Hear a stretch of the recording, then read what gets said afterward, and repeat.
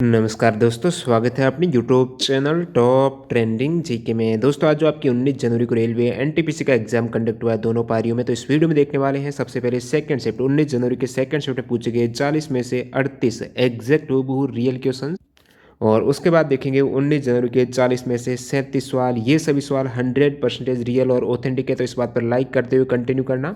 इसकी PDF file आपको दोनों शिफ्टों की टेलीग्राम चैनल पर मिल जाएगी। जिन भी कैंडिडेट ने टेलीग्राम चैनल ज्वाइन नहीं किया है जरूर ज्वाइन कर लेना, लिंक डिस्क्रिप्शन बॉक्स में अवेलेबल है। तो चलिए सबसे पहले देख लेते हैं सेकेंड शिफ्ट में पूछे गए जीके के सवाल। तो सेकंड सेट में इन सभी कैंडिडेट का बहुत बहुत धन्यवाद जिन्होंने रियल और ऑथेंटिक सवाल है वो टेलीग्राम पर सेंड किया। आप भी अपने सेट में पूछे गए सवाल सेंड कर सकते हो, इसके लिए आपको टेलीग्राम से जुड़ना होगा। वीडियो कंटिन्यू करें उससे पहले मैं आपको बता दूं, जिन भी कैंडिडेट का अभी एनटीपीसी का एग्जाम होना है या फिर आने वाले समय में ग्रुप डी का एग्जाम देने जा रहे हैं, तो डेली एक मॉक टेस्ट जरूर अटेम्प्ट करना। यहाँ से आपका कॉन्फिडेंस बढ़ेगा। मॉक टेस्ट देने से होता क्या है, जब भी आपका एग्जाम होता है तो सवाल मिस हो जाते हैं, और यहाँ पर आप जितनी ज़्यादा प्रैक्टिस करेंगे तो आप कम समय में ज़्यादा सवाल अटेम्प्ट करने में सक्षम हो पाओगे। और यहाँ पर टेस्ट बुक आपके लिए लेके आए हैं 9 वर्ष पर 299 रुपये में आपको मिल रहे हैं 100 प्लस एग्जाम्स के 12,000 अनलिमिटेड मॉक टेस्ट। और अभी जो आपके एनटीपीसी के एग्जाम चल रहे हैं उसके स्मृति आधारित मॉक टेस्ट वहाँ पर डाल दिए गए हैं, तो वो भी आप अटेम्प्ट कर सकते हो। इसमें यदि आप टीटीजी के कूपन कोड अप्लाई करोगे तो आपको एक्स्ट्रा 30 रुपये का और डिस्काउंट मिल जाएगा। लिंक डिस्क्रिप्शन बॉक्स में है।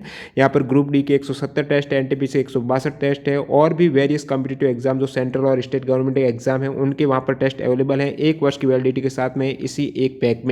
तो सभी के लिंक डिस्क्रिप्शन बॉक्स में है, जरूर चेक कर लेना। तो यहाँ पर चलिए कंटिन्यू कर लेते हैं। सबसे पहले सेकंड शिफ्ट का जो पहला सवाल आपके सामने आ रहा है, 2017 से 19 के अवधि के 7वें डॉक्टर एम एस स्वामीनाथन पुरस्कार किसे दिया गया है। तो डॉक्टर एम एस स्वामीनाथन पुरस्कार 2017 से 19 के अवधि के लिए जो 7वां पुरस्कार दिया गया है वो तेलंगाना राज्य कृषि विश्वविद्यालय के कुलपति वी प्रवीण राव को दिया गया है। तो ये तो हो गया एम एस स्वामीनाथन पुरस्कार। अब एक पुरस्कार एम एस स्वामीनाथन को मिला है जो 2020 में, वो कौन सा दिया गया। तो 2020 में एम एस स्वामीनाथन को कृषि में योगदान के लिए मुप्पावरापु वेंकैया नायडू राष्ट्रीय पुरस्कार प्रदान किया गया है। आपको पूछा गया था एम एस स्वामीनाथन पुरस्कार 2017 से 19 का अवधि के लिए मिला है वी प्रवीण राव को। अगला सवाल देखिए, यहाँ पर एपिग्राफी में किसका अध्ययन किया जाता है। तो शिलालेखों का अध्ययन है वो एपिग्राफी हो जाएगा। नेक्स्ट देखिए, अक्टूबर 2020 तक सेल यानी steel authority of India limited जो कंपनी है उनके स्टेक में भारत सरकार की हिस्सेदारी कितने परसेंटेज है। तो भारत सरकार की सेल कंपनी के अंदर हिस्सेदारी है 75% है। अब यहाँ से 10% हिस्सेदारी बेचने की बात चल रही है। अगला सवाल देखिएगा, चंद्रगुप्त द्वितीय की पुत्री कौन थी। चंद्रगुप्त द्वितीय यानी बात हो रही है यहाँ पर विक्रमादित्य की, इनकी पुत्री का नाम पूछा गया है। तो करेक्ट आंसर हो जाएगा यहाँ पर आपकी प्रभावती गुप्ता चंद्रगुप्त द्वितीय की पुत्री है। पत्नी का नाम है इनका ध्रुव देवी हो जाएगी पत्नी का नाम, और कुबेरा नागा 2 पत्नी हैं, और पुत्र का नाम यहाँ पर कुमार गुप्त फर्स्ट और गोविंद गुप्त हैं, चंद्रगुप्त द्वितीय के पुत्र। फादर का नाम है समुद्रगुप्त, मदर का नाम है दत्ता देवी। अगला सवाल देखिएगा यहाँ पर MPLADS योजना किससे संबंधित है। तो MPLADS योजना, इसकी यदि फुल फॉर्म पता थी तो आप इजीली आंसर कर सकते थे। इसकी फुल फॉर्म है member of parliament local area development scheme है, जो कि 1993 में ये योजना लॉन्च हुई थी 23 दिसंबर 1993 को। और इस योजना के द्वारा संसद सदस्य जो MP है वो अपने संसदीय क्षेत्र में स्थानीय जरूरतों के आधार पर विकास कार्यों को शुरू करने के लिए सुझाव दे सकते हैं, और इस हेतु उन्हें अधिकतम 5 करोड़ रुपए तक की राशि दी जाती है संसदीय क्षेत्र में वार्षिक रूप से कार्य करने के लिए। अगला सवाल देखिएगा, आपके कंप्यूटर से पूछा गया है, कॉपी और पेस्ट की शॉर्टकट की क्या है। तो कॉपी और पेस्ट के लिए इस प्रकार एक साथ पूछा गया, तो कंट्रोल X का पूछा होगा कट और कॉपी का, बाकी कंट्रोल C की कॉपी हो जाएगी, कंट्रोल V की पेस्ट हो जाएगी। जिन भी कैंडिडेट का एग्जाम था लास्ट में कमेंट करके जरूर बताना आपने कितने अटेम्प्ट किए हैं, और इनके अकॉर्डिंग जो यहाँ पर सेकंड शिफ्ट के 37 GK सवाल हैं यहाँ से आपके कितने करेक्ट हो पा रहे हैं। बाकी जिन भी कैंडिडेट का एग्जाम नहीं हुआ अभी तक वो भी जरूर देख लेना, इनमें से कितने सवाल आपके सही हो पा रहे हैं आपको पता ही होगा, तो लास्ट में कमेंट कर देना। अगला सवाल देखिए यहाँ पर, director of IMF research development and the economic counsellor of the fund, यहाँ पर पूछा गया है चीफ इकोनॉमिस्ट है जो इंटरनेशनल मॉनेटरी फंड IMF के, वो कौन है। गीता गोपीनाथ हो जाएगा। IMF के मैनेजिंग डायरेक्टर वर्तमान में कौन है, तो वो हो जाएगा आपके क्रिस्टेलिना जॉर्जिवा। अगला सवाल देखिएगा यहाँ पर, रेगर मिट्टी है वो इसका अन्य नाम क्या है। तो रेगुर मिट्टी है, मृदा है, ये बता चुका हूँ मैं। काली मिट्टी को कहा जाता है। अब देखिए एनटीपीसी में आया हुआ सवाल है कि दक्कन के पठार में कौन सी मिट्टी पाई जाती है। तो काली मिट्टी हो जाएगी। और काली मिट्टी है वो किस फसल के लिए सर्वोत्तम उपयुक्त रहती है। तो वो कपास की फसल के लिए उपयुक्त रहती है। ओडिशा के रायगढ़, कालाहांडी, कोरापुट, कंधामाल और सुंदरगढ़ जिले में कौन सा खनिज पाया जाता है? तो ओडिशा के इन सभी जिलों में, वैसे ओडिशा में आपको पता ही होगा बॉक्साइट का उत्पादन में अग्रणी है, तो बॉक्साइट आपको करना था। पश्चिम बंगाल की किस गुफा को 1987 में यूनेस्को के विश्व धरोहर में शामिल किया गया है? तो पश्चिमी भारत की जो गुफा हो जाएगी, पश्चिम भारत में कौन सी आ जाती है? जो महाराष्ट्र में एलोरा, अजंता हो गई, एलिफेंटा की गुफा हो गई। तो इसमें से 1987 में यूनेस्को के विश्व धरोहर सूची में शामिल जो गुफा है वो एलिफेंटा की गुफा है। और दोस्तों एलिफेंटा की गुफा है, इसे क्या और क्या नाम है? एनटीपीसी मायावस वाले घारापुरी गुफाएं हैं, जो कि कौन से आइलैंड पर है? तो ये एलिफेंटा गुफाएं हैं, ये घारापुरी आइलैंड पर स्थित है, महाराष्ट्र में हो जाएगा। एलोरा और अजंता की गुफाएं जो औरंगाबाद महाराष्ट्र में है, इनको यूनेस्को की विश्व धरोहर में 1983 को शामिल किया गया था। आपको 1987 का पूछा था, एलिफेंटा करेक्ट करना था। हिंदुस्तान स्टील लिमिटेड किस इस्पात संयंत्र के अंतर्गत आता है? तो ये सबसे पहले राउरकेला स्टील प्लांट है, उसका ही नाम था हिंदुस्तान स्टील लिमिटेड है, वो HSL है। ये राउरकेला स्टील प्लांट के अंतर्गत स्थापित है। और राउरकेला स्टील प्लांट है, ये एशिया में स्टील बनाने की जो LD लिंज डोनविट्स प्रक्रिया है उसका उपयोग करने वाला पहला स्टील प्लांट था। कहाँ पर है? ओडिशा में है। और यहाँ पर तत्कालीन राष्ट्रपति उस समय 1959 की बात है, 3 फेब को, तो राजेंद्र प्रसाद ने RSP के पहले ब्लास्ट फर्नेस का उद्घाटन पार्वती के नाम से किया है। एनटीपीसी में ये फैक्ट आया हुआ है। अगला सवाल देखिएगा, दुनिया का पहला हवाई अड्डा कौन सा जो पूरी तरह से सोलर एनर्जी से संचालित होता है? तो सौर ऊर्जा से संचालित होने वाला दुनिया का पहला हवाई अड्डा भारत में है, कोचिन अंतर्राष्ट्रीय हवाई अड्डा है, जो कि दक्षिण राज्य केरल में है। अगला सवाल देखिएगा यहाँ पर सवाल नंबर 13, विश्व बौद्धिक संपदा संगठन का मुख्यालय, वर्ल्ड इंटेलेक्चुअल प्रॉपर्टी ऑर्गेनाइजेशन, आपको विपो का हेडक्वार्टर पूछा है, तो इसका जेनेवा स्विट्जरलैंड में हो जाएगा। स्थापना हुई थी 1967 को। सवाल नंबर 14, इसरो के चंद्रयान फर्स्ट के प्रस्ताव को सरकार ने कब मंजूरी दी थी? तो दोस्तों इस सवाल में बहुत से कैंडिडेट ने गलत आंसर किया होगा, क्योंकि ऑप्शन में 2008 भी था, लेकिन जो प्रस्ताव को मंजूरी दी गई थी इसरो के चंद्रयान फर्स्ट को निर्मित करने के लिए, वो 2003 में दी गई थी। तो आपको सही करना था, भारत सरकार ने नवंबर 2003 में पहली बार भारतीय मून मिशन के लिए इसरो के प्रस्ताव चंद्रयान फर्स्ट को मंजूरी दी थी 2003 में। फिर लॉन्च हुआ है दोस्तों 22 अक्टूबर 2008 को, रॉकेट है PSLV XLC-11। बात करूँ ये लॉन्च कहाँ से हुआ, तो ये सतीश धवन स्पेस सेंटर श्री हरिकोटा आंध्र प्रदेश से हुआ है।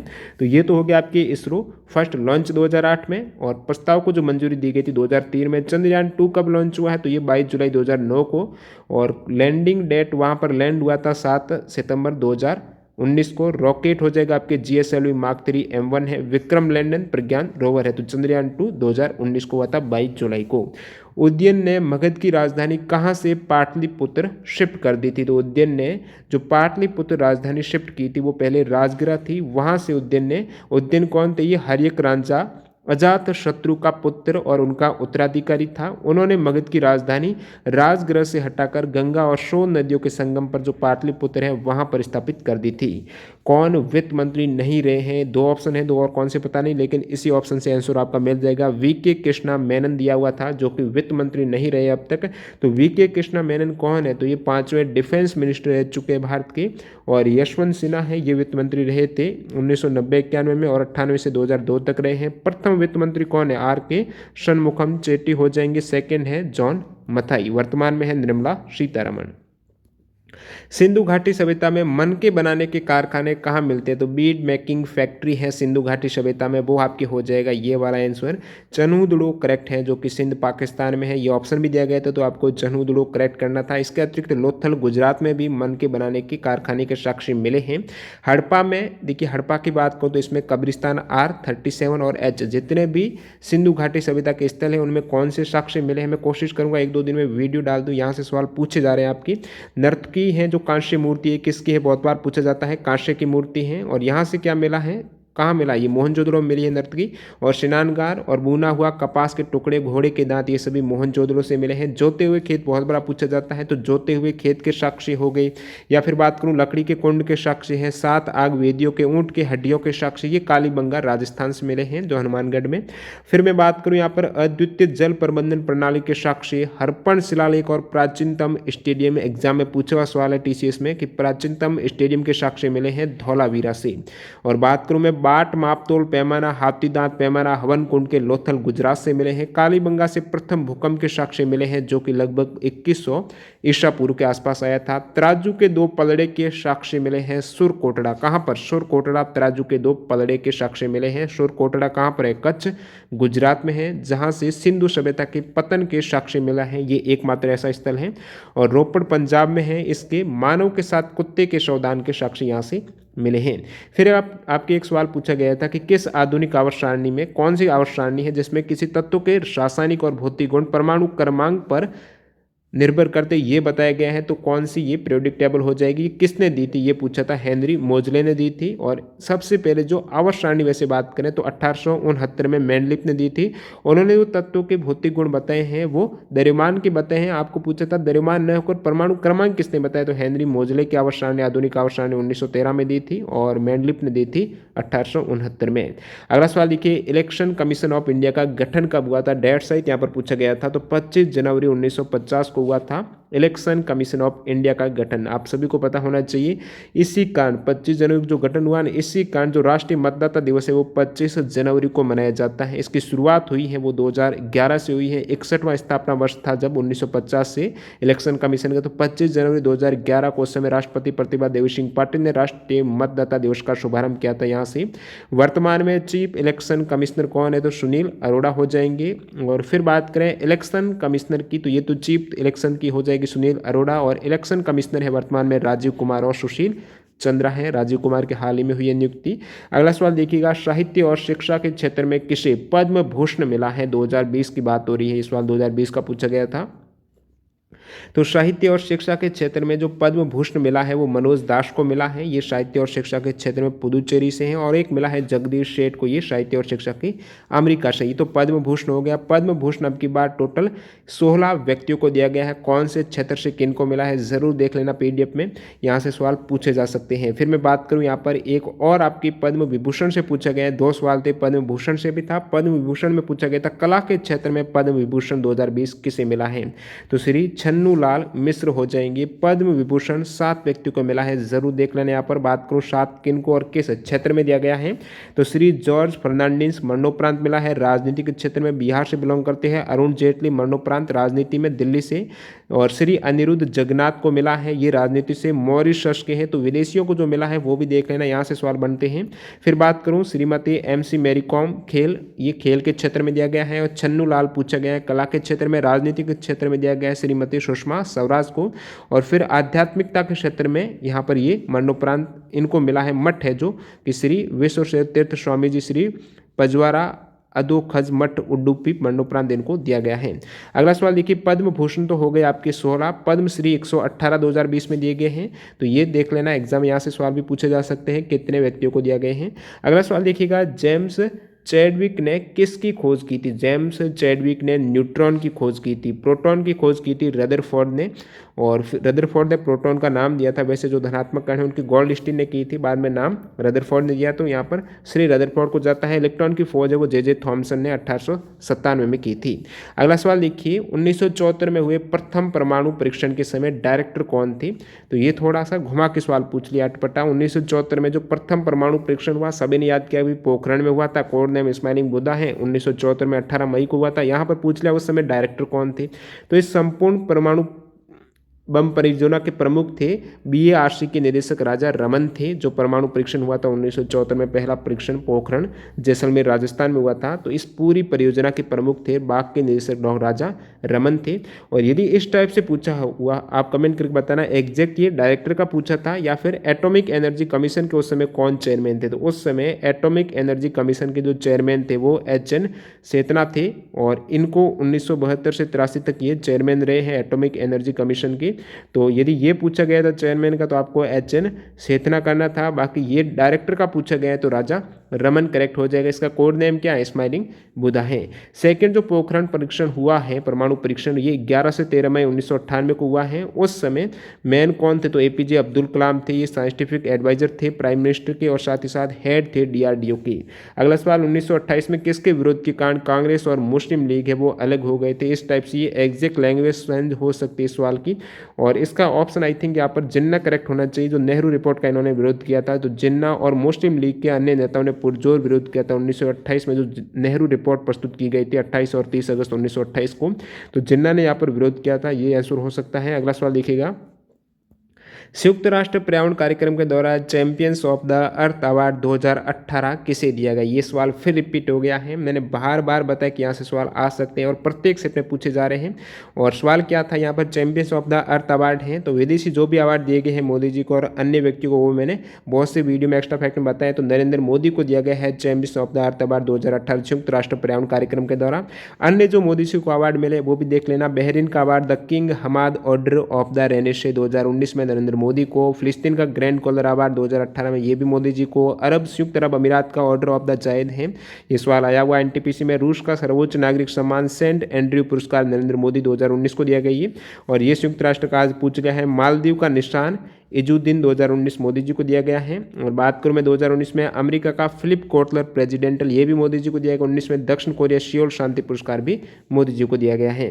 पानी की स्थायी कठोरता दूर करने के लिए क्या मिलाते हैं? तो पानी की स्थायी कठोरता के उपचार के लिए सोडियम कार्बोनेट मिलाया जाता है। सोडियम कार्बोनेट हो जाएगा। पानी की स्थायी कठोरता है वो किसके कारण होती है? तो जल में मिलन उपस्थित रहते हैं कैल्शियम और मैग्नीशियम आयन के, क्लोराइड, सल्फेट और नाइट्रेट के कारण रहती हैं। और जल की अस्थायी कठोरता है वो कैल्शियम मैग्नीशियम के बाइकार्बोनेट की उपस्थिति के कारण रहती हैं। और अस्थायी कठोरता को एक तो उबालकर, पानी को उबालकर दूर किया जा सकता है, सेकंड क्लार्क विधि से भी इसको दूर किया जा सकता है। इनमें से कौन सा सही है? सही कौन सा ऐसे पूछा गया था? तो पार्ट 3 सभी में दिया गया था और यहाँ पर अलग अलग मिलान था। तो पार्ट 3 है संविधान का, भाग 3 है, उसमें किसका उल्लेख है? तो आप कहेंगे उसमें तो मौलिक अधिकार का है, फंडामेंटल राइट का उल्लेख किया गया है आर्टिकल 12 से लेकर 35 तक। तो भाग 1 और 2 में क्या है? भाग 1 में संघ और उनका क्षेत्र है, भाग 2 में नागरिकता है। तो पार्ट 3 में एक नागरिकता करके भी दिया हुआ था, तो ये सभी गलत थे। एक आपकी ये फंडामेंटल राइट से करेक्ट हो जाएगा। बाकी नीति निर्देशक सिद्धांत है आर्टिकल 36 से 51, ये भाग 4 में है। और मौलिक कर्तव्य फंडामेंटल ड्यूटीज है, ये भाग 4A में है, आर्टिकल 51A में वर्णित है। गूगल की यहाँ पर आपको पूछा था पेरेंट कंपनी कौन सी? तो अल्फाबेट आपको करेक्ट करना था। पेरेंट कंपनी है गूगल की, जो फाउंडेड हुई है अक्टूबर 2, 2015 में। भरत मुनि के नाट्य शास्त्र पर आधारित नृत्य जिसकी उत्पत्ति ब्रह्मा से मानी थी। तो यहाँ पर सवाल में लैंग्वेज अलग थी, लेकिन भरत मुनि के नाट्य शास्त्र से सवाल था, तो भरतनाट्यम आपको करेक्ट करना था। और ये आचार्य भरत मुनि ने अपने नाट्य शास्त्र की उत्पत्ति ब्रह्मा से मानी है। और ये फिर अपना एक्स्ट्रा फैक्ट से रिपीट हुआ है। कौन सा ऑडियो फाइल एक्सटेंशन है? इससे पहले सवाल आया था पावर पॉइंट में MP3 फाइल इंसर्ट करने के लिए कौन सा फॉर्मेट वैलिड है? तो उसमें ये मैंने बताया था कि .wav है, WM है, वो वैलिड है। और यहाँ पूछ लिया ऑडियो फाइल एक्सटेंशन कौन सा है, तो ये बता चुका हूँ मैं। .wav भी ऑडियो फाइल एक्सटेंशन है, .wma भी है। वीडियो के लिए .wmv है, WMA ऑडियो भी वीडियो। ओके, अगला सवाल 2005 में कौन सी स्वास्थ्य योजना लॉन्च हुई थी? तो ये थी national rural health mission, NRHM है, 2005 में लॉन्च हुई स्वास्थ्य योजना है, जो कि 12 अप्रैल 2005 को लॉन्च हुई थी। श्वेत क्रांति से संबंधित नहीं है, तो श्वेत क्रांति से संबंधित कौन है? अमूल हो गया जो गुजरात से, आनंद है, वर्गीस कुरियन जनक माने जाते हैं। तो यहाँ पर नॉर्मन बोरलॉग हो जाएंगे, ये आपको पता होना चाहिए। वर्ल्ड वाइड नोबेल पुरस्कार विजेता प्रोफेसर नॉर्मन बोरलॉग को हरित क्रांति का पिता माना जाता है। आप कमेंट करके बताना जो भी कंटिन्यू वीडियो देख रहे हैं, भारत में हरित क्रांति का जनक किसे कहा जाता है? जरूर कमेंट करना, इजी सवाल रहेगा। अगले सवाल की ओर बढ़ते हैं। ये आपके सवाल पूछा गया था कि 60+ उम्र वाले BPL परिवार के बुजुर्गों को किस योजना के तहत पेंशन मिलती है? तो शॉर्ट फॉर्म में सभी ऑप्शन दिए गए थे। तो ये 60+ उम्र वाले BPL परिवारों के बुजुर्गों को Indira Gandhi national old age pension scheme के तहत पेंशन मिलती है। मंथली पेंशन ये अलग अलग राज्यों में अलग अलग वेरी करती है, 600 से लेकर 1000 रुपये तक है। और ये दोस्तों जो Indira Gandhi national old age pension scheme है कब लॉन्च हुई थी? तो इससे पहले एक स्कीम आई थी NOAPS यानी national old age pension scheme है, और 2007 में इसके आगे ये इंदिरा गांधी ऐड हो गया। और फिर 2011 में सबसे पहले लिमिट थी 65 वर्ष से ज़्यादा उम्र वाले जो भी बुजुर्ग हैं उनको दी जाएगी, तो 65 से 60 की गई, वो 2011 में की गई है। अगला सवाल देखिए, किस वैज्ञानिक के सम्मान पर ध्वनि की ऐसा यूनिट का नाम रखा गया? अब देखिए ध्वनि की कौन सी पूछी गई। एक तो ध्वनि की तीव्रता की जो यूनिट रहती है वो डेसिबल रहती है, तो डेसिबल है, ये किसके रेस्पेक्ट में नाम रखा गया है? तो अलेक्जेंडर ग्राम बेल के नाम पर, जिन्होंने टेलीफोन का आविष्कार किया था, तो इनके सम्मान देने के लिए लिए डेसिबल जो ध्वनि तीव्रता की ऐसा यूनिट है। तो ये यदि ऑप्शन में था इस टाइप से तो आपको करेक्ट करना था। बाकी जो फ्रीक्वेंसी है, आवृत्ति रहती है ध्वनि की, फ्रीक्वेंसी हर्ट्ज से मेजर की जाती है, तो ये हेनरिक हर्ट्ज के नाम पर। अगला सवाल देखिए, रेल पटरी में दरार का पता लगाने के लिए किस विधि का प्रयोग किया जाता है। तो ये रेल पटरी हो गई या फिर बहुत सी बिल्डिंग है, दीवार है, उनमें दरार का पता लगाने के लिए कल सोनार आया था, उसमें भी मैंने बताया था। ये अल्ट्रासोनिक डिवाइस जितने भी है जिसमें अल्ट्रासाउंड वेव प्रयोग होती है वो पता लग सकता है। दरार आएगी तो जो भी अल्ट्रासाउंड वेव है जिनकी फ्रिक्वेंसी 20,000 हर्ट्ज से ज़्यादा होती है वो डायरेक्ट पार हो जाएगी, वापस नहीं आएगी, और परावर्तित होकर वापस आ रही, इसका मतलब वहाँ पर दरार नहीं है। और दरार है, यदि पटरी में दरार है तो वापस आएगी नहीं, नीचे चली जाएगी। दरार नहीं है तो टकरा कर वापस आएगी, तो पता चल जाएगा दरार है या फिर नहीं है। एक आपके इस टाइप से खेती से सवाल पूछा गया था, slash and burn agriculture, exact क्या सवाल था कमेंट करके बताना। बाकी ये झूम खेती से हो जाएगा, स्लैश एंड बर्न एग्रीकल्चर है, और अलग अलग जगह पर इसका अलग अलग नाम है। जैसे कि जो स्थानांतरण वाली खेती है ना, वेवर और दहियार नाम है बुंदेलखंड क्षेत्र मध्य प्रदेश में। नाम जरूर देख लेना, आने वाले में पूछे जा सकते हैं क्योंकि एसएससी में टीसीएस कंपनी ने पूछा है। तो पोंडू है आंध्र प्रदेश में कहा जाता है, बत्रा है ये दक्षिण पूर्वी राजस्थान में, जरा और एर का दक्षिण राज्य में है। सवाल ये पूछा गया था टीसीएस कंपनी, अभी याद आ गया मेरे को, वेबर और दैयार क्या है ये पूछा गया। तो ये झूम खेती के प्रकार हैं। दीपा है बस्तर जिले में हो गया, कुमारी केरल के पश्चिमी घाट में झूम खेती को, कमन विंगा धावी ओडिशा में कहा जाता है।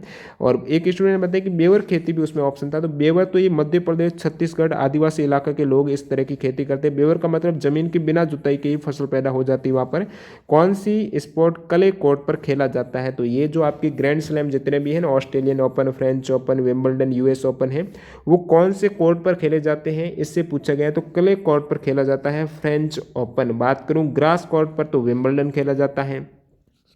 और आपकी हार्ड कोर्ट में जैसे सिंथेटिक कोर्ट है तो ऑस्ट्रेलियन ओपन है, बाकी हार्ड कोर्ट पर यूएस ओपन ये खेले जाते हैं।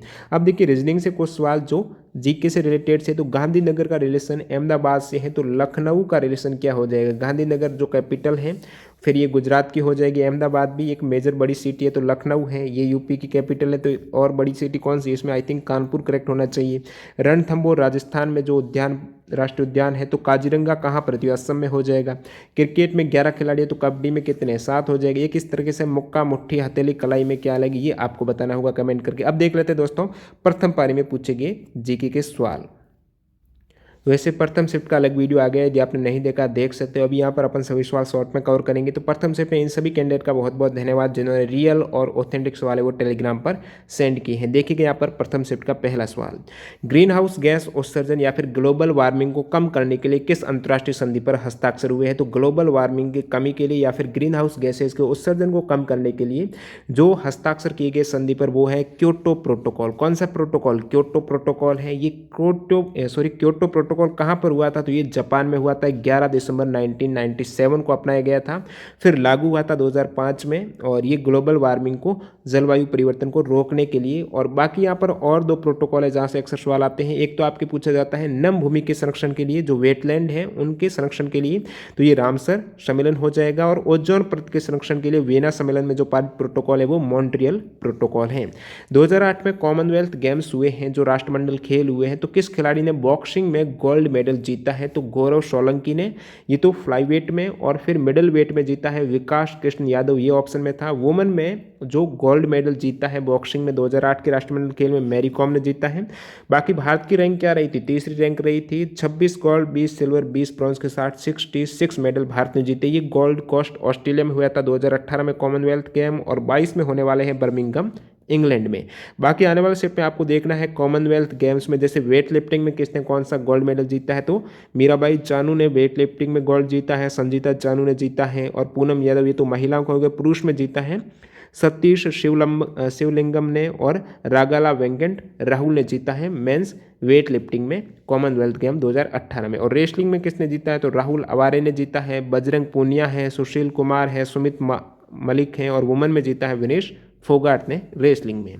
काकतीय वंश का अंत किस वंश ने किया था। तो काकतीय वंश को खत्म किया था तुगलक वंश ने। तुगलक वंश के संस्थापक उस समय ग्यासुद्दीन तुगलक ने काकतीय वंश का अंत किया था। अब देखिए काकतीय वंश है ये, इसका शासनकाल रहा है 1163 से 1323 तक। और बात करूँ तुगलक वंश की तो दिल्ली सल्तनत का वंश है 1320 से 1413 तक रहा है। और उसके बाद देखिए काकतीय वंश खत्म हुआ, तुगलक वंश ने किया, उनके बाद वहाँ पर आगे मुशुंदरी डायनेस्टी आ गई, उन्होंने शासन किया था। कैपिटल काकतीय वंश की कौन सी रही है तो वो ओरुगालू रही है, वारंगल अभी नाम है। और फिर बात करूँ इनका लास्ट शासक कौन थे काकतीय वंश के तो वो थे दोस्तों रुद्रदेव सेकेंड। इससे पहले काकतीय वंश से पहले कौन सा था वो चालुक्य एम्पायर था वेस्टर्न। अगला सवाल देखिए रिट या प्रादेश किस आर्टिकल के तहत वर्णित है तो सुप्रीम कोर्ट में जो रिट लगाई है वो आर्टिकल 32 में होती है और हाई कोर्ट में रिट आर्टिकल 226 में। अब रिट वो होती है कि न्यायालय है वो किसी व्यक्ति अधिकारी या प्राधिकारी को कार्य करने या कार्य करने से रोकने का निर्देश देते हैं। और 5 प्रकार की रिट होती है, एक तो बंदी प्रत्यक्षीकरण, परमादेश, उत्प्रेषण, निषेधाज्ञा, अधिकार प्रसार। राज्य में विधान परिषद किस आर्टिकल में उल्लेखित है तो विधान परिषद की बात करें तो आर्टिकल 169 आपको करेक्ट करना था, विधान परिषद की गठन और विघटन का उल्लेख है। और फिर विधान मंडल का बात करें तो आर्टिकल 168 है, विधानसभाओं की संरचना है 170 में, विधान परिषद की संरचना पूछ ले तो आर्टिकल 171 हो जाएगा, लोकसभा का गठन है तो आर्टिकल 81 हो जाएगा। अगला सवाल देखिए यहाँ पर विक्रमादित्य की उपाधि है वो किस गुप्त शासक को दी गई थी, चंद्रगुप्त सेकंड को दी गई थी विक्रमादित्य की उपाधि है। और विक्रमादित्य की उपाधि किसे मिली है, हेमू भी, हेमचंद्र विक्रमादित्य भी कहा जाता है। वैसे विक्रमादित्य अलग शासक थे जो उज्जैन के राजा थे, गर्दभील वंश के शासक थे, इनके पिता का नाम गर्दभील था। 2020 में बैडमिंटन एशिया टीम चैंपियनशिप कहां पर हुई तो मनीला फिलीपींस में हुई है। विजेता जहां पर इंडोनेशिया है, वुमेन टीम में विजेता रही थी जापान। 2018 बैडमिंटन, इससे पहले एशिया जो टीम चैंपियनशिप हुई बैडमिंटन वाली वो मलेशिया में हुई थी। अगला सवाल 2019 में मोस्ट प्रॉफिटेबल कंपनी कौन सी है, पीएसयू जो महारत्न कंपनी है तो ONGC oil and natural gas हो जाएगा, ये most profitable public sector company है, महारत्न जो 10 कंपनियां उसमें से। इडुक्की डैम किस नदी पर है तो ये पेरियार नदी पर है, केरल राज्य में है। इडुक्की डैम नदी का पूछा था। अन्य इंपोर्टेंट बांध कौन सी नदी कहाँ पर है जरूर देख लेना, गांधी सागर डैम आ चुका है मध्य प्रदेश, चंबल नदी पर है। कोयना बांध है, ये कोयना नदी महाराष्ट्र में है। बगलिहार बांध चिनाब नदी जम्मू कश्मीर में है। भाखड़ा नागल बहुत बार पूछा जाता है तो हिमाचल प्रदेश में है सतलुज नदी पर। बात करूं मैं मुल्ला पेरियार बांध की, पेरियार नदी केरला में है। मैथन बांध बराकर नदी झारखंड। फिर श्रीशैलम पूछा जाता है तो कृष्णा नदी आंध्र प्रदेश में हो जाएगा। चुट्टक बांध पूछा जाता है तो आपके सुरू नदी जम्मू कश्मीर में है। टिहरी बहुत बार आता है भागीरथी उत्तराखंड। थीन जो रणजीत सागर है वो रावी नदी पंजाब है। अलमाटी काफी इंपोर्टेंट है, कृष्णा नदी कर्नाटक है। पोंग या फिर इसे महाराणा प्रताप सागर डैम बोला जाता है, ब्यास नदी हिमाचल में है। पोचमपाड डैम गोदावरी नदी तेलंगाना। मेट्रो डैम इंपोर्टेंट है, कावेरी तमिलनाडु। उकाई बांध काफी इंपोर्टेंट है, ताप्ती नदी गुजरात। ये सभी बांध बहुत बहुत इंपोर्टेंट है आने वाले शिप के लिए। कृष्ण सागर बांध है, कावेरी कर्नाटक है। नागार्जुन सागर कृष्णा नदी आंध्र प्रदेश और तेलंगाना दोनों राज्यों में है। पंचेत बांध दामोदर घाटी दामोदर नदी है झारखंड में। सरदार सरोवर है नर्मदा गुजरात और हीराकुंड है महानदी उड़ीसा। अब्रक है माइका उत्पादन में प्रथम राज्य कौन सा है तो आंध्र प्रदेश हो जाएगा। प्रथम देश हो जाएगा चाइना। भारत है अब्रक उत्पादन में 8वीं रैंक।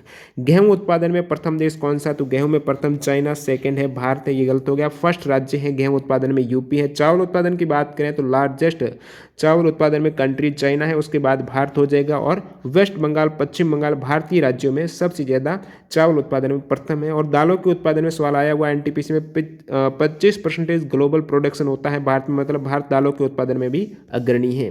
कौन सी नागालैंड की जाति है तो कौन सी है, सभी जातियां मैं बता देता हूँ। जो नागालैंड की प्रमुख जनजातीय ट्राइब है उसमें आपके अंगामी एहो, चेशेसांग चांग है, खियामिनुंगन है, कुकी है, कोन्याक है, लोथा, फोम, पोचुरी, रेंगमा, संगटम, सूमी, ये सभी जातियां आप देख ले, जेलियांग वगैरह जनजाति है नागालैंड की। बोंडा ट्राइब भी ऑप्शन में था तो बोंडा तो है उड़ीसा की। अगला सवाल देखिए 92nd एकेडमी अवार्ड या फिर इसे ऑस्कर अवार्ड बोला जाता है तो 2020 में बेस्ट एक्ट्रेस का अवार्ड किसे दिया गया तो बेस्ट एक्ट्रेस है रेनी जेलवेगर को जूडी मूवी में। और बेस्ट मोशन फिल्म है ये पैरासाइट है। बेस्ट डायरेक्टर है बॉन्ग जून हो। बेस्ट एक्टर है वो है जॉकिन फोनिक्स। नेक्स्ट वन देखिए सवाल नंबर 14। CLI की फुल फॉर्म है कमांड लाइन इंटरफेस। क्या है command line interface. Hard disk किस प्रकार की मेमोरी आप कहेंगे, ये तो सेकेंडरी मेमोरी है। CD हो गया, फ्लॉपी डिस्क है, मैग्नेटिक टैप है, ये सेकेंडरी मेमोरी के प्रकार है। हार्ड डिस्क भी आ जाता है इसके अंतर्गत। रैम और रैम है ये प्राइमरी मेमोरी हो जाएगी, प्राथमिक स्टोरेज। विक्टोरिया जलप्रपात कौन सी नदी पर है तो जेम्बेजी नदी। विक्टोरिया जेम्बेजी नदी है, अफ्रीका में हो जाएगा, जो जाम्बिया और जिम्बाब्वे के बीच की सीमा पर है। स्थानीय नाम इसे मोशी ओवा तुन्या बोला जाता है। प्रथम भारत के वायसराय कौन थे, रिपीटेड सवाल है। लॉर्ड कैनिंग आपको कलेक्ट करना था। और जो भी वायसराय गवर्नर में प्रथम की बात करूँ तो बंगाल के प्रथम गवर्नर क्लाइव, बंगाल का प्रथम गवर्नर जनरल है वो हेस्टिंग्स, भारत का पहला गवर्नर जनरल बेंटिंग हो गए, और स्वतंत्र भारत के पहले गवर्नर जनरल है माउंटबेटन, और स्वतंत्र भारत का भारतीय की बात करें तो सी राजगोपालचारी। अगले सवाल की ओर बढ़ते हैं, सवाल नंबर 18।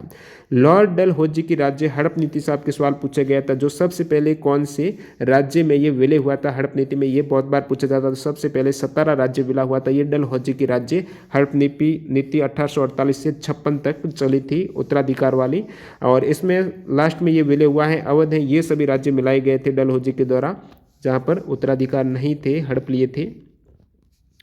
अगला सवाल देखिएगा, जलियांवाला बाग हत्याकांड की जांच के लिए ब्रिटिश सरकार ने कौन से आयोग का गठन किया था, तो ये हंटर आयोग का गठन हुआ था। जलियांवाला बाग हत्याकांड अमृतसर पंजाब में 13 अप्रैल 1919 को जनरल डायर के आदेश पर वहां पर गोलियां चलाई थी, और कांग्रेस ने मदन मोहन मालवीय की अध्यक्षता में एक समिति नियुक्त की थी इसके जांच के लिए। आपको पूछा था ब्रिटिश सरकार ने कौन सी आयोग का गठन किया, तो हंटर आयोग करेक्ट करना था। सवाल नंबर 20 है कि मानव शरीर में वृद्धि हार्मोन के लिए किस ग्रंथि जिम्मेदार है, तो ये ग्रंथि हो जाएगी पीयूष ग्रंथि का भी अग्रभाग है, तो एंटीरियर पीयूष ग्रंथि, वहां पर ये ऑप्शन पूरा दिया गया था तो जरूर देख लेना। ये ग्रोथ हार्मोन को बोला जाता है सोमेटोट्रोफिन है, जो पीयूष ग्रंथि से निकलता है। लोकसभा अध्यक्ष का निर्वाचन कौन करता है, तो लोकसभा अध्यक्ष का निर्वाचन है वो लोकसभा के सदस्यों के द्वारा किया जाता है। Which is not a launch vehicle, तो ये 4 ऑप्शन दिए गए थे, इसमें रॉकेट लॉन्च व्हीकल में MSLV नहीं है, बाकी ये ASLV यानी augmented satellite launch vehicle, polar satellite launch vehicle और जियो सिंक्रोनस सैटेलाइट लॉन्च व्हीकल, ये फुल फॉर्म हो जाएगी सभी की। एक आपके पूछा गया था, एक पेटाबाइट में कितने टेराबाइट होते हैं, तो 1024 TB होते हैं एक PB में। एक निबल में 4 बिट्स या हाफ बाइट है, एक क्रम में 2 बिट होते हैं, एक बाइट में 8 बिट्स, एक KB में 1024 बाइट्स होते हैं। अगला सवाल देखिए, भारत में विकसित सतह से सतह मार करने वाली इंटरकॉन्टिनेंटल बैलिस्टिक मिसाइल कौन सी है, तो ये हो जाएगी सतह से सतह मार करने वाली अग्नि 5 और अग्नि 6, दोनों ही इंटरकॉन्टिनेंटल बैलिस्टिक मिसाइल हैं। और बाकी बात करूँ मीडियम रेंज में बैलिस्टिक मिसाइल है अग्नि 1 और 2, इंटरमीडिएट में 3 और 4 हो जाएगी। अन्य जो मिसाइल सतह से सतह वार करती है वो पृथ्वी धनुष प्रहार शौर्य मिसाइल है, और शौर्य मिसाइल ये hypersonic surface to surface tactical missile हो जाएगी। एयर टू एयर मार करने वाली अस्त्र मिसाइल है मेइका है, K100 है। सरफेस टू एयर हो जाएगी फिर आकाश है, ब्राक 8 है। Anti tank guided Indian missile है वो नाग है, हेलिना, ये एंटी टैंक गाइडेड मिसाइल है। 2021 United Nations climate change conference COP26 कहाँ पर होगा, तो 2021 में ग्लासगो स्कॉटलैंड UK में होने वाला है क्लाइमेट चेंज कॉन्फ्रेंस। इससे पहले 25 है COP25 20 में जो मैड्रिड स्पेन में, और सबसे पहले COP फर्स्ट 1995 में बर्लिन जर्मनी में हुई थी। किस योजना के तहत गांवों के गरीबों को निश्चित पारिश्रमिक पर वर्ष में कम से कम 100 दिन के रोजगार की गारंटी, तो ये रोजगार गारंटी अधिनियम नरेगा से सवाल पूछा गया, तो महात्मा गांधी राष्ट्रीय ग्रामीण रोजगार गारंटी अधिनियम 2005 हो जाएगा इसका आंसर। ये नरेगा से एक्स्ट्रा फैक्ट भी देख लेते हैं, काफी इंपोर्टेंट है आने वाले शिफ्ट के लिए। तो 25 अगस्त 2005 को अधिनियम पारित हुआ और इसका नाम नरेगा रखा गया। और बात करें यहाँ पर कहाँ से शुरुआत हुई है, तो 2006 में हुई थी। 2 फरवरी 2006 को आंध्र प्रदेश के अनंतपुर से शुरुआत हुई थी। शुरू में 200 अत्यंत पिछड़े जिलों से प्रारंभ किया गया था।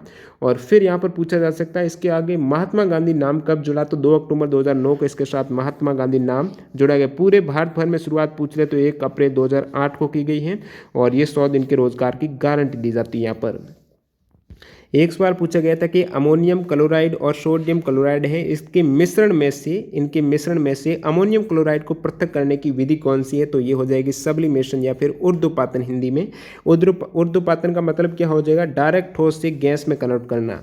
नेक्स्ट वन देखिए यहाँ पर 2018 में फ्रेंच गुयाना में भारत के किस संचार उपग्रह को लॉन्च किया गया था, तो इसमें बाद में कंफर्म किया, तो ये पूछा था 2019 में फ्रेंच गुयाना से कौन सा संचार उपग्रह लॉन्च हुआ, तो 2019 में हुआ है GSAT-31, 2018 में हुआ है GSAT-11, और 2000 बात करूं 20 में तो GSAT-30 हुआ है कोनेरू ELA-3 जो फ्रेंच गुयाना स्टेशन है वहाँ से हुआ है। तो 2020 GSAT-30, 19 GSAT-31 और 2018 में GSAT-11 हुआ है। और फिर बात करूं GSAT-29 GSAT-7 है, ये 2018 में भारत से हुए हैं सतीश धवन से।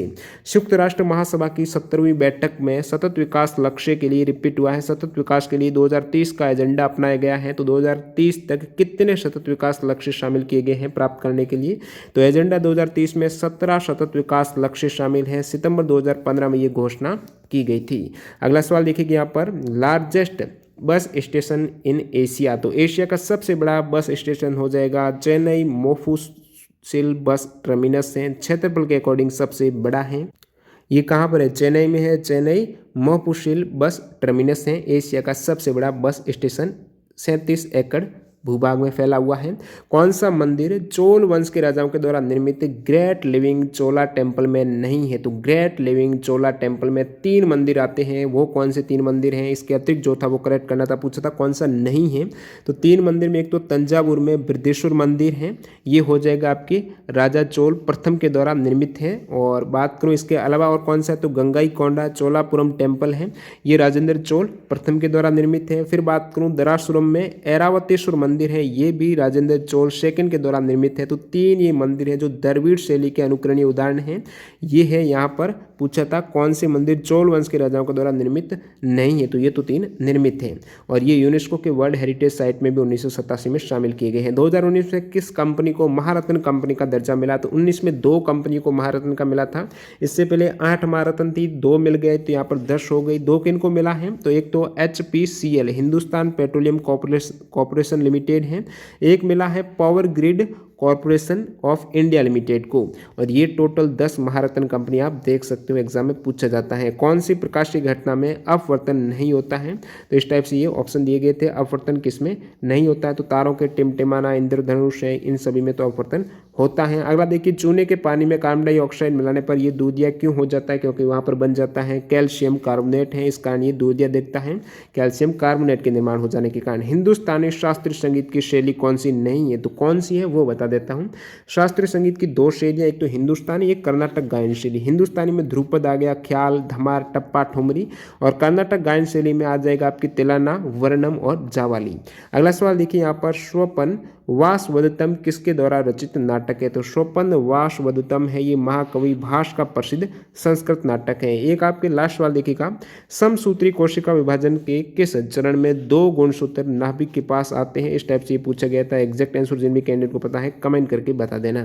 तो टोटल यहाँ पर सवाल कंप्लीट हो गए हैं, 70+ सवाल अपन ने कवर कर दिए हैं, प्रथम प्लस द्वितीय पारी में पूछे गए। तो दोस्तों वीडियो को लाइक करते हुए एंड करना। मिलते हैं कल वाले शिफ्ट के साथ। जय हिंद।